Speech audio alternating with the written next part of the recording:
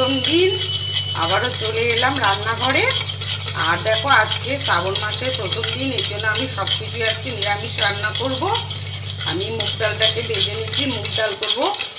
আর কী কী রান্না করবো সবটুকুই তোমাদের সাথে শেয়ার করব। তোমরা দেখতে থাকো পুরো ভিডিওটা আমি কী কী রান্না করি। যে প্রথমে মুগ ডালটাকে আমি একটু ভেজে নিচ্ছি, তারপর আর সবগুলো কী কী রান্না করব সব তোমাদের সাথে শেয়ার করব।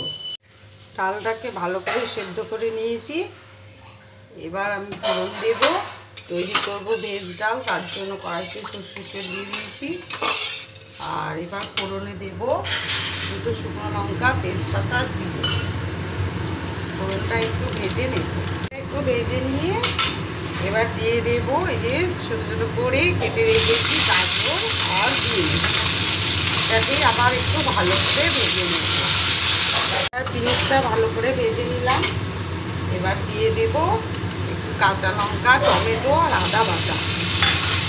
আর দিয়ে দেবো স্বাদ মতো নুন, হলুদ, চিনি আর একটু জিরের গুঁড়ো। এবার মশলাটাকে খুব ভালো করে আমি একটু কষিয়ে নেব। এখন মশলাটা খুব ভালো করে কষানো হয়ে গেছে। এবার আমি সেদ্ধ করা ডালটা দিয়ে ফুটিয়ে নেব ভালো করে। দেখো দিয়ে দেবো একটু কাজু কিশমিশ আর 1 চামচ ঘি দিয়ে দিলাম। আর তৈরি হয়ে গেল আমার ভেজ ডাল। রেসিপিটা কেমন লাগলো একবার জানাবে। আর রেসিপিটা ভালো লেগে থাকলে লাইক, কমেন্ট ও শেয়ার করে দিও। আর সাবস্ক্রাইব করে দিও ইউটিউব চ্যানেলটিকে। এইরকম নিরামিষ দিনে ভেজ ডাল খেতে খুবই ভালো লাগবে। আর তৈরি করবো আমি ঢ্যাঁড়স পোস্ত।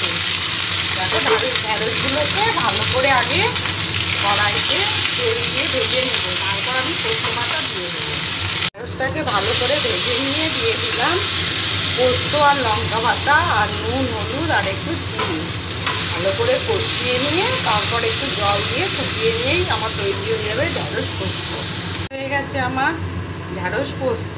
এবার আমি নিরামিষ সয়াবিনের রসা তৈরি করব। তার জন্য আমি কড়াইতে সরষের তেল দিয়ে ফোড়নে দিলাম তেজপাতা, শুকনো লঙ্কা, গোটা জিরে আর গোটা গরম মশলা। একটুখানি নেড়ে নিয়ে তারপর কেটে রাখা আলুগুলো দিয়ে ভেজে নেব ভালো করে। তৈরি হয়ে গেল আমার নিরামিষ রেসিপি। দেখো আমি এই যে সয়াবিন দিয়ে আলু দিয়ে নিরামিষ কষা কষা করে করলাম।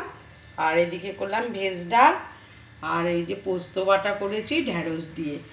রেসিপিগুলো কেমন হলো তোমরা একবার কমেন্ট বক্সে জানাবে। আর নিরামিষ দিনে এরকম রেসিপি থাকলে খুবই ভালো লাগে।